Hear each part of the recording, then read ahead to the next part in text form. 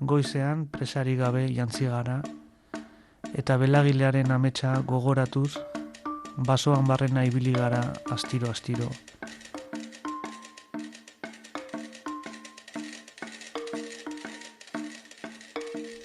Hamasei urterekin odolez besteko anaia ginen, eta luzaroan jakin nuen maite mina, adiskidetasun itxurekin mozorrotzen.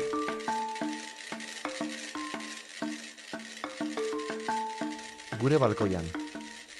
Pago gazte bat bizi da gure balkoian, loreontzi itxurako ziegan. Ez da inoiz pausatu txoririk haren adarretan.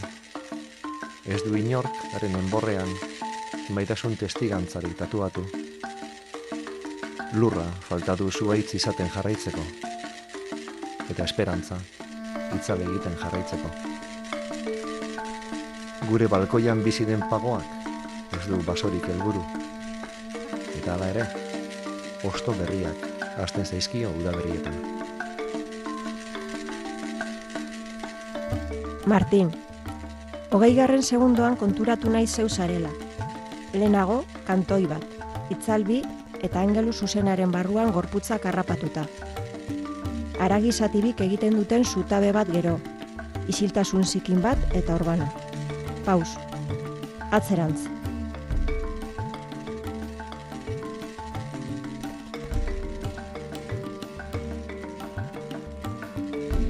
Atzera begira, gure amamak Maria izena, eta buruko painelua petitente.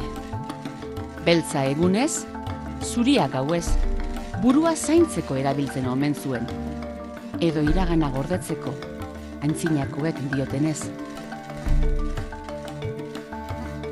Eskutik helduta eta astiro, txakurrei eta denborari desafio eginez.